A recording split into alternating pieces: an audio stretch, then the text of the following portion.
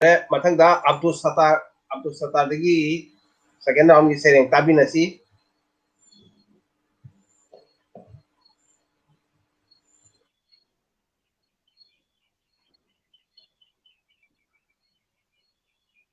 ओजा 70 की करोजे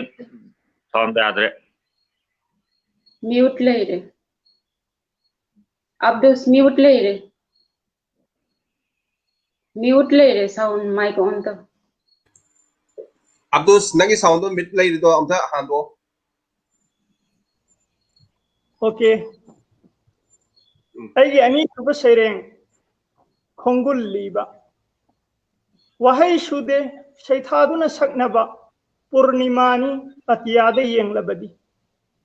चेबांग लेते सिंथादुना इनबा हिरानी मालेमगा चांगदमलबदी खुदहैबा कनागी खुदसेमनो सिरोय लिली संगाई लोकताक महुसा नंगी नतंबाक्ता अवांग बचिंगसांग असंग बलबु पाट पुखरी तुरेल गुहा थियु अमत्ता अवात पलैब्रने पावना तिकेंद्रजीत थंगाल कंग्रिंग असिसु ई तैरब थांग खोंगुल लीब चटलु ऊनी सोयदना थौना थवान मिचाकया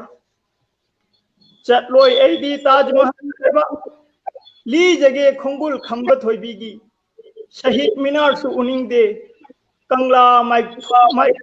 दोकलुगे अइना मीबु पारिङै अइना अइबु कौथोकलुरे मीना अइबु सखंगनबा अइना अइबु खंगहौरगे लोइसिनजरे थागतचरी पुनमक या फतवा सेरेंग अमा लोन पबिरे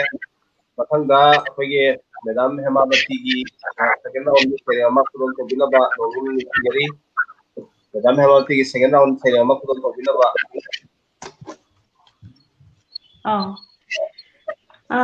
सेकेंड राउंड की आईगी सरेंग अमा पाथोक चरगे सरेंग की ममिंगना पाकलब नोंदोलदा इंगना ngaलिबि थाजा हाइने नंगसे इंजबतना पुनसिनी नंगना चाकलिबा रोनबा मैचाक मैसा खांगलिबो ओन थोइना उरिबा मिसना सिदी आइतगिनी थोलबि माइथोंना खजाय ngang नोकलिबिनी हाइने नंगसे सगहेनबि गुलाब नंगी हिक हिक मिकअप खोल लोन तेंग थाजबा तारिबा नापसिसु आइतगिनी मनिंग तमना हाइना हुमना लैका फन्ना सचबिनी हाइने नंगसे इयाइगी थरो पाकलबा मालेमदा होफम अमतंग फंगजबी इपाकता तिनखबा मनिंग तमजखिद्रबा पिरांगना नंगी थेंगलंबा मिटु सिसु आइतगिनी तनिक वैथकना लैतेंबी हाइने नंगसे फजबिनी नुंसिबी इमा लोकताक पाट नापगी नाचोम लोकथोक्तुना समजिरे याउद्रबा संबुल थक्तगी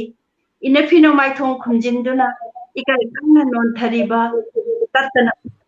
तंगबु मंगलान सिसु आइतगिनी नाइतोम तान इंगना चिकना नातोमता लेपलिबा लबुक मयाइगी उपाल हाइने नंगसे ओंथोंना तरक